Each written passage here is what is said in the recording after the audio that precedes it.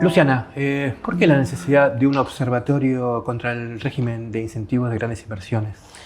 Bueno, a ver, primero es un observatorio que tiene el objetivo de poder juntar una cantidad de datos para ofrecerle a la sociedad argentina que tenga que ver con mostrar, primero, datos básicos, porque si nos fijamos hay muy poca transparencia con respecto a este RIGI, hay muy poco dato, la mayoría de las cosas uno se tiene que enterar por Infobae, por medios de comunicación grandes que se ve que tienen llegada directa al gobierno y para el resto de la sociedad civil no tenemos ningún espacio de comunicación ni tampoco de lo que sería transparencia, ¿no? Entonces, en primer lugar, lo que queríamos era poder tener una base de datos, juntar esos datos, hacer análisis de esos datos, ver quiénes son las empresas que están anunciando proyectos de inversión, cuáles son los impactos fiscales que esto tendría, en qué provincias están llegando las inversiones, en qué sectores, a partir de eso poder entender cuál es el mapa del RIGI que se está armando a nivel de la Argentina. Así que en primer lugar era una necesidad de lograr información y poder volcar esto a la opinión pública.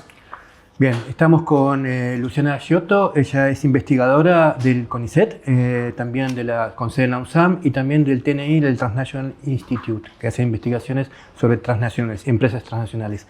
Bueno, te propongo, ellos están presentando el observatorio del RIGI, que viene a proponer un poco esto que estás contando. Te propongo también un recorrido por estos temas. Este es el primer boletín, es decir, que estamos hablando del primer año de este régimen de incentivos a las grandes inversiones.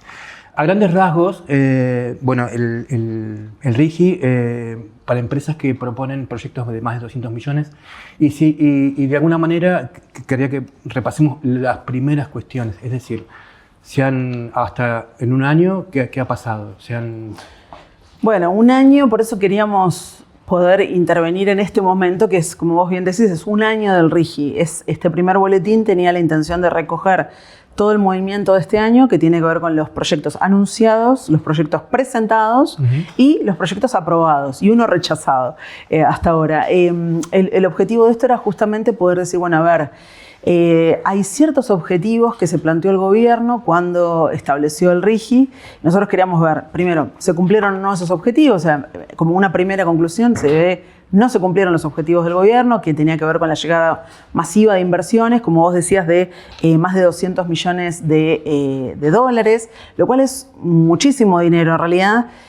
Si lo pensamos desde algún tipo de los sectores que el RIGI está tratando de promover. Por ejemplo, para el sector turismo es más difícil juntar, o sea, ¿qué hotel cuesta 200 millones de dólares? Estamos hablando de mega emprendimientos turísticos. Sin embargo, para otros sectores, como el sector de hidrocarburos o el sector de la minería, es mucho más fácil lograr los 200 millones de dólares. Incluso estamos viendo que los proyectos más grandes, presentados con las sumas en los montos más grandes dentro del RIGI, son del sector de hidrocarburos, por ejemplo, el Vaca Muerta Oil Sur y el Southern Energy, que son todo lo que, para que se entienda con claridad, son los dos proyectos más bien vinculados a infraestructura, que es para poder sacar mejor todo lo que es el hidrocarburo desde Vaca Muerta, que va a salir por el Golfo San Matías en la provincia de Río Negro. Entonces estamos hablando de esos dos proyectos, son de más de 6.000 millones de dólares cada uno.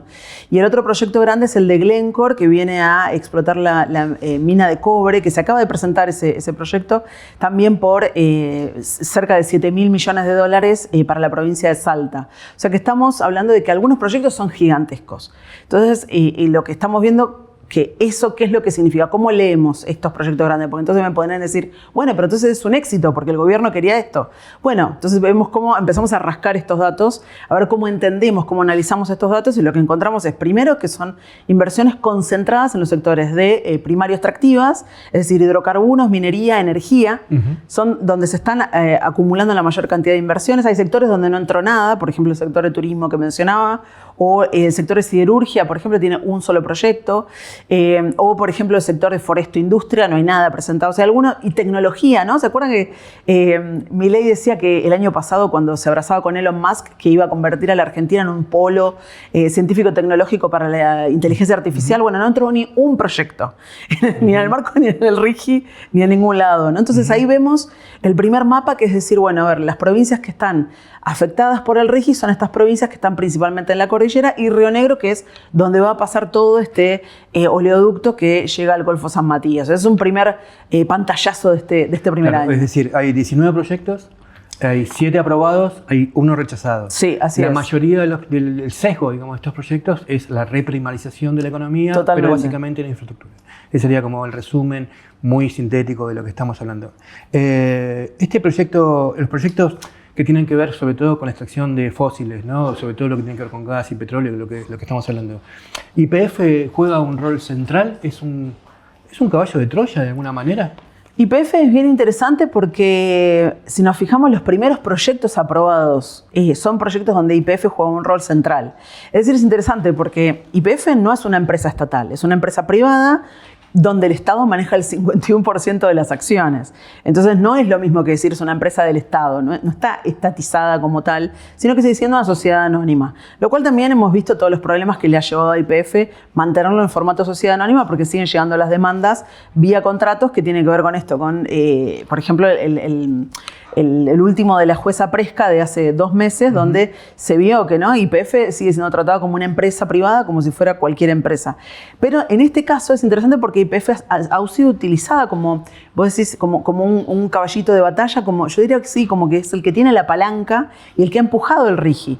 Y de hecho YPF está jugando como un pivot entre otras grandes empresas transnacionales para explotar Vaca Muerta, ¿no? Eso ya se viene viendo hace años, pero ahora tiene un rol central en todo lo que es sacar el GNL, ¿no?, como gas natural licuado, de Vaca Muerta hacia la exportación. O sea, esto hay que recordar a la gente también que estamos hablando de que una parte gigantesca de esto es para la exportación.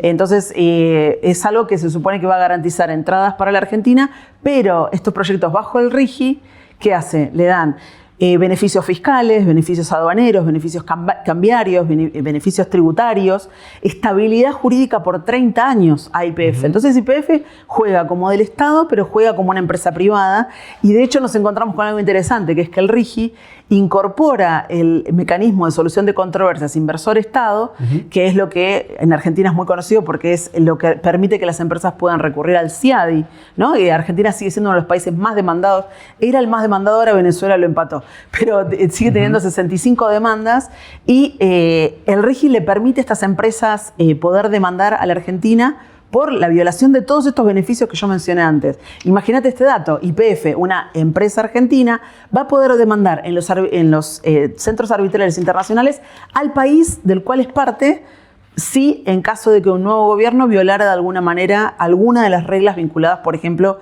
al Vaca Muerta Oil Sur o a Southern Energy, que es todo este proyecto que mencionábamos antes. O sea, estamos frente a una bomba que está armada y que cuando explote esto va a generar muchísimo ruido. Claro, otro de los aspectos, digamos, que podemos planear, digamos, o ahí revisar, es el tema de los riesgos socioambientales que propone cada uno de estos proyectos. Siendo proyectos de gran escala, digamos, ¿cuáles son los casos, digamos, los casos que se encontraron? Por ejemplo, bueno, el que estuve leyendo es el caso del Golfo San Matías, ¿no? Una zona con muchas zonas protegidas, que puede llegar a tener un gran impacto.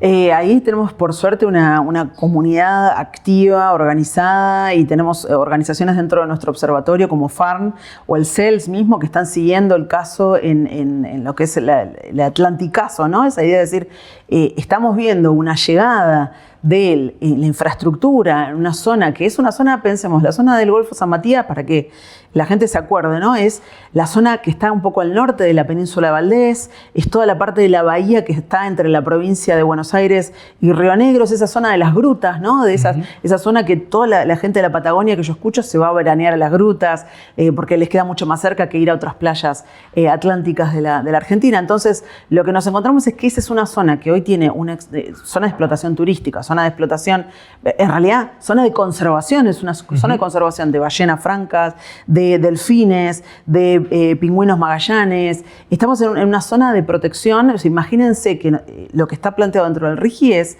van a llegar 6 buques gigantescos, que son buques noruegos, donde van a transportarse el gas natural licuado de la zona del Dorado, metida en el medio de esa bahía. Van a salir estos buques yendo y viniendo, y donde lo que se va a estar transportando es una enorme cantidad de este gas que sale de Vaca Muerta y que llega hasta esta zona, que es una zona prístina en este momento y que tiene el riesgo de, imagínense, cualquier pequeño leak que haya, ¿no? Cualquier pequeño derrame que pueda suceder, estamos frente a una catástrofe. Hay muchos casos en el mundo de Pero ramas por favor, y claro, o sea, se dice se va a cuidar, pero en realidad es, a ver, no se puede buscar otra forma, a ver cómo sería, ¿no? Y esto, por supuesto, se hace sin consulta de las poblaciones locales, sin consulta de los pescadores artesanales que están en la zona, que serían los principales afectados, ¿no? Directamente afectados. Esto, además, se hace sin consulta de las poblaciones comunitarias que hay, por ejemplo, toda la población mapuche tehuelche que hay en la provincia de Río Negro, donde va a pasar este oleoducto, donde se planea hidrógeno verde. No hay consulta previa informada. No hay consulta, está documentado y nosotros en el boletín lo planteamos, cómo han sucedido ciertas consultas que en realidad llegan patotas sindicales que son utilizados como mercenarios para frenar. En que eso funcione. Total, claro, ahí empieza como una competencia y una lucha intraclase, digamos, ¿no? Intraafectados, porque uno afectado por una cosa, otro afectado por otra. Entonces, ¿qué es lo que vale más en ese contexto? ¿No? Es una situación bastante complicada donde... Que ya lo estamos viendo, lo vimos, ¿no? Durante toda esta época donde el extractivismo, un poco lo que obviamente plantea el boletín es esta continuidad y aceleración de la escala extractivista en muchas regiones, ¿no? 15 provincias aceptaron, ¿no? Adhirieron al RIGI y otras provincias no. Pero también, por ejemplo, ya hay situaciones donde no se revisa la remediación. Por ejemplo, con el tema petrolero, ¿no? Hay muchos lugares donde ya la contaminación está haciendo efectos en la comunidad. De hecho, ahora mismo está siendo fracturado el lago Menuco, allá en Río Negro, digamos, perdón, en Neuquén. Bueno, en fin, que la situación extractivista se volvió más intensa. Sí, con la minería en las provincias andinas también se ve exactamente lo mismo. Digo, la extracción de litio, por ejemplo, ya hace más de 20 años secó un río, el río Trapiche. O sea, tenés la zona de Catamarca y Salta muy afectada. El problema es que ahora están llegando además gigantes, además de los grandotes que ya llegan gigantes como Glencore. Glencore es una empresa que acaba de presentar 2 proyectos ahora en agosto, justo antes que sacáramos el boletín, pudimos incorporar esos datos, pero se presentan 2 proyectos gigantescos de Glencore de 6.000 y 7.000 millones cada uno. Para cobre o... Sí. Los dos de Glencore son de cobre. Quieren convertir a la Argentina porque también los estudios geológicos muestran que la Argentina tiene la capacidad de extraer cobre al igual que lo hace Chile, que recordemos que vive históricamente del cobre. Y ese mismo cobre se puede sacar del lado argentino, por lo cual lo quieren convertir a Argentina en una especie de oasis de las empresas del cobre. Pensemos que, por ejemplo, cosas que poco se conocen, por ejemplo, otra de las que están anunciadas, no solo Glencore, que podemos hablar largo rato sobre Glencore, pero una empresa que está anunciada también, pero no todavía presentó proyecto, es First Quantum, una poco conocida, una minera canadiense, que nos encontramos con que fue echada a patadas por la población en Panamá hace 2 años, donde la población se alzó a decir no a la minería, porque los efectos ambientales y sociales también vinculados a la minería a veces son poco hablados o quedan muy cercados al movimiento ambiental. Pero esto es algo que se está viendo en toda América Latina, no es un problema solo de Argentina ni de unos grupitos, sino que es algo que, por ejemplo, esto en Panamá se generó una poblada gigantesca, pero en todo el país, también es un país gigante, pero es una poblada gigantesca que echó a First Quantum. First Quantum usó el mecanismo de solución de controversias inversor-estado para amenazar, no presentó la demanda, pero está amenazando al gobierno panameño y con eso se convierte como una carta de chantaje donde le está obligando al gobierno a negociar, sentarse a negociar para volver a la actividad, porque en realidad la empresa ¿qué quiere? Quiere volver a la actividad porque sacan millonadas, ¿no? First Quantum es una de las que está llegando a Argentina. Glencore llegó a Argentina. O sea, y lo que estamos viendo es un entramado de empresas suizas, inglesas, pero principalmente canadienses, que tiene una experiencia gigantesca de demandar a estados en toda América Latina. De hecho, hay cerca de unas 15 demandas de empresas canadienses mineras gigantescas contra países de América Latina, donde meten una demanda cada vez que un estado cambia, según su perspectiva, algún tipo de condiciones para la ganancia, ¿no? Entonces, estamos hablando de actores gigantes, actores que saben cómo moverse en el régimen de inversiones global, que tienen bufetes de abogados que cobran muchísimo dinero por cada hora de asesoramiento, y entonces estamos en una situación de bastante desbalanceo entre el poder de las transnacionales y el poder de la gente a nivel local, ¿no? Entonces eso es lo que se está profundizando. Bueno, por ejemplo, con el tema de empleo, ustedes han verificado que es posible que uno de los discursos es que, bueno, la atracción de inversiones va a producir más empleos directos y el derrame de empleos indirectos. ¿Eso lo ven como posible? Mira, algunas son interesantes porque algunos dicen, bueno, vamos a generar, por ejemplo, algunas mineras que es verdad, son mega minas, ¿no? Y tienen 3 turnos de trabajo, trabajan en la noche, o sea, eso puede llegar a llevar 1000 personas, ¿no? de trabajadores. Pero hay otros proyectos, por ejemplo, unos que son muy graciosos, por decirlo de alguna manera, que son los parques solares. Por ejemplo, los parques solares, si nos fijamos, el que acaba de salir aprobado ahora hace escasos días, es el Parque Solar de La Barría. Está anunciado que van a generar 10 empleos directos. 10 el número 10.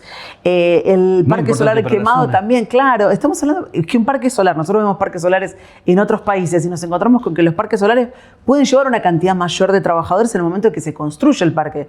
Pero después el parque, quienes más trabajan son las ovejas cortando el pasto abajo, digamos, ¿no? Pastando abajo de los paneles solares. No requieren una cantidad de mano de obra intensiva. Entonces, hay una gran falacia por detrás de esto, ¿no? De que llegan las inversiones y en realidad nadie discute los impactos de tener un megaparque solar que aumenta la temperatura, que cambia el uso de la tierra, que hay deforestación, que cambia los cursos de agua, los impactos en las poblaciones locales que antes usaban esa tierra para, por ejemplo, sacar alimento, agricultura de subsistencia, y ahora son megaparques cerrados solo con paneles solares. Entonces, eso no se habla, ¿no? Entonces queda solamente el mantra que se repite, que es la inversión es positiva, y eso parece que cada vez es más difícil de desactivar en Argentina. Entonces no permite un debate político más profundo con respecto al modelo económico que se está consolidando. El modelo productivo, claro. Sí. En el caso del impacto económico y fiscal, digamos, ¿cuáles son las exigencias? Porque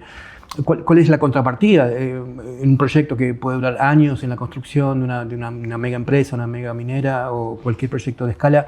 ¿Cuáles son las ventajas de que las provincias, porque los recursos o los bienes comunes son de las provincias, qué beneficios tendrían? Las empresas se están aprovechando de lo que es el régimen entero del RIGI. Recordemos que el RIGI es el título 7º de la ley bases. O sea, fijámonos, ¿no? Cuando asume Milei, tenía la ley bases, ese mamotreto de papel, ya lo tenían redactado, ya estaba armado, ya estaba pensado, hay un objetivo dentro de esa ley, ¿no? Y el objetivo del RIGI es darle completa libertad al capital y restringir cualquier acción del Estado, ¿no? O sea, como un título esencial. Y esto no es una cuestión ideológica. Yo creo que Sturzenegger lo pensó así, dijo, efectivamente, lo que queremos es total libertad para el capital, porque venimos con esta idea de la libertad para el capital. Entonces el Estado tiene que correrse completamente. Pero el correrse completamente tiene esto. Tiene la locura de verdad, un impacto, un gigantesco paquete de beneficios a estas empresas. Por ejemplo, vos mencionabas los efectos fiscales. Estamos hablando de que se le da la capacidad a estas empresas de no pagar ningún tipo de impuesto. Es como, para que se entienda con claridad, es como en la vieja época cuando se armaban los parques, bueno, se sigue armando, los parques industriales, ¿no? La idea del parque industrial donde se le da durante 10, 15, 20 años beneficios fiscales impositivos. Como una zona franca. Es una zona franca. Acá el RIGI es una zona franca. Es una zona franca para empresas de estos 8 sectores con más de $200 millones en su inversión. Pero es exactamente eso. Si estamos hablando de la imposibilidad del Estado de recaudar enormes cantidades de dinero, y además la cláusula que recorre todo esto es la cláusula de estabilidad por 30 años. ¿Qué significa esto, no? Significa el RIGI se impone por encima de cualquier legislación provincial, municipal, obviamente, porque aparte es una ley nacional, y dice que cualquier ley que vaya por parte de municipalidades o de provincias que pueda oponerse al RIGI, por ejemplo, un control ambiental o un control de derechos laborales específico o algún tipo de requisito de desempeño para una empresa a nivel local, eso va a ser de nulidad total frente al RIGI, y lo dice directamente. Entonces lo que estamos es frente a una imposición total de un régimen cuyo objetivo es la retirada del Estado y 30 años de estabilidad. Pensemos 30 años. ¿Cuántos gobiernos hay en 30 años? Claro. Como 6 gobiernos, ¿no? O sea, más, 7 gobiernos. Régimen de ocupación. Y de algún modo, lo es. De algún modo lo es. O sea, la empresa tiene la libertad de irse cuando deja de ganar, pero también es cierto que el Estado en 30 años, imaginémonos, ¿no? Por ejemplo, hace 30 años, estamos hablando de 1995, ¿cuántas cosas pasaron en Argentina, incluyendo el 2001 en el medio, donde el Estado tuvo que salir a responder por una crisis financiera, crisis económica, crisis laboral, crisis institucional, o sea, crisis de todo tipo, ¿no? Imaginémonos cualquier derrame, como mencionábamos antes, o cualquier problema ambiental que haya, o cualquier cualquier alzamiento de poblaciones diciendo a nosotros no queremos esta empresa acá, como ha pasado por toda América Latina. Quiero ir ahí, porque también este régimen, justamente, ¿no? Este régimen de alguna manera agudiza la vigilancia, para ello inició la unidad de seguridad productiva, que básicamente tiende a ¿no? disciplinar la protesta. Eso es la frutilla del postre. O sea, a la par que se estaba terminando de cerrar el RIGI, se aprueba esta idea de el Comando Único de Seguridad Productiva, que ya no es solamente policías locales o policías provinciales, sino que es un conjunto por parte del Ministerio de Seguridad, un conjunto como articulado de respuesta de seguridad con respecto a cualquier problema que pueda haber con alguno de los proyectos del RIGI. Fíjense que es seguridad productiva, ¿no? O sea, es seguridad del inversor, no es el seguridad de las poblaciones locales. Entonces tenemos, por un lado, el RIGI actúa como seguridad jurídica y el Comando Unificado de Seguridad Productiva actúa como seguridad física. Entonces tenemos un conjunto, ¿no? Esa entente funciona ahí como un colchón para el inversor para garantizarse de que no va a tener protestas y que si hay protestas va a haber un Estado que va a reprimir las protestas para evitar que haya algún problema con esa inversión. Por ejemplo, no sé, una protesta que quiera frenar la entrada a una mina o una protesta que quiera frenar los ductos que salen de Vaca Muerta, ¿no? Entonces, frente a eso tengo, por un lado, la seguridad concreta, efectiva del Ministerio de Seguridad, y por otra parte tengo todo el andamiaje jurídico que logra las empresas con este RIGI y que le permite, frente a cualquier respuesta que no le resulte grata por parte del Estado, frente a un problema, por ejemplo, una comunidad en alzas, lo que tenemos es la empresa con la capacidad de demandar al Estado y garantizarse su inversión. Entonces, en definitiva, el inversor siempre gana y las poblaciones locales son las que van a recibir los palos frente a cualquier problema ambiental, social, de derechos humanos que haya a nivel local. Teniendo en cuenta que Argentina tiene grandes historias de luchas sociales que han impedido el avance de megaproyectos de megaminería. Mendoza, Esquel, totalmente, Chubut. Claro, imagínate eso, todo eso está en riesgo ahora. En ese sentido, por ejemplo, si ahí vamos un poco a tu expertise sobre el ISDS, podríamos contar, ya lo fuiste contando un poquito, pero eso tiene como un punto específico que es el régimen de arbitraje, ¿no? De arbitraje en el CIADI. Es el régimen de arbitraje internacional. ¿Y cuál es el impacto? Porque de alguna manera es una presión sobre los gobiernos, ¿no? Es decir, por ejemplo, una empresa dice, si no me tenés bien las rutas, tengo un problema. Entonces, por lo tanto, esa sería una presión y sería posible de ser enjuiciado en el caso de que no se cumpliera. Y la otra situación, la otra pregunta en realidad, ¿cómo funciona todo esto en la estrategia de este gobierno, el gobierno mileísta? El RIGI como elemento central. Si se están produciendo realmente las inversiones o todavía es un elemento que está esperando las elecciones de octubre. Bueno, voy primero a esto segundo que preguntabas, que tiene que ver con por qué, porque nosotros también nos preguntamos por qué no están llegando las inversiones. Hemos leído muchas cosas, ha habido entrevistas, algunas muy interesantes que ha habido a empresarios, incluso en Estados Unidos, donde los han reunido y les han preguntado, bueno, ¿qué opinan ustedes, ¿no? De cómo ven el gobierno de Argentina y qué pasa, y meten la pregunta, ¿qué pasa con el RIGI? Y algunos empresarios respondieron algo interesante, que esta idea de que el RIGI lo ven como un suplemento, ¿no? Como si fuera un suplemento vitamínico. ¿Qué significa la idea de un suplemento? Un suplemento uno lo puede tomar y te va a hacer bien, pero podés no tomarlo y no te vas a morir por no tomar un suplemento. Quizás tenés algún problema de salud. Acá sería lo mismo. Ellos están diciendo, mira, el RIGI está bueno, suma, pero en realidad yo ya tengo todos los tratados bilaterales de inversión que firmó Argentina. Recordemos que en los años 90, principalmente entre el 1990 y 1994, Argentina firmó cerca de 40 tratados bilaterales de inversión, solo concentrados en esos años con países como Italia, Alemania, Países Bajos, España, Canadá, Estados Unidos. Es decir, todos los países exportadores de capital de los que efectivamente Argentina después recibió esas inversiones, por ejemplo, para las privatizaciones. Todo ese marco jurídico de los 90 está firmado. Claro. Entonces, los empresarios ya saben que eso existe. De hecho, ya lo han usado. Argentina es el país más demandado en el CIADI, en la historia del CIADI, ¿no? Entonces, no es que no conocen que tienen eso. Y tienen algunos bufetes de abogados que se especializan en demandar contra Argentina, como Freshfields o King & Spalding, que son dos mega bufetes de abogados de Estados Unidos. Eso, totalmente, estamos hablando de que esto es una industria que genera dineros en cantidades para la gente que está vinculada a ella, ¿no? Ahora bien, entonces, eso es un suplemento. Es un suplemento, en esta idea me parece interesante pensar eso, como los empresarios están mirando qué está pasando, porque pensemos que este tipo de inversiones, cuando hablamos de una minera, estamos hablando de, es verdad, inversiones gigantescas, decíamos 6.000 millones de dólares, 7.000 millones de dólares, donde tienen que primero explorar y después empiezan a explotar. Es un proceso de muchos años, es verdad, que hunden mucho capital.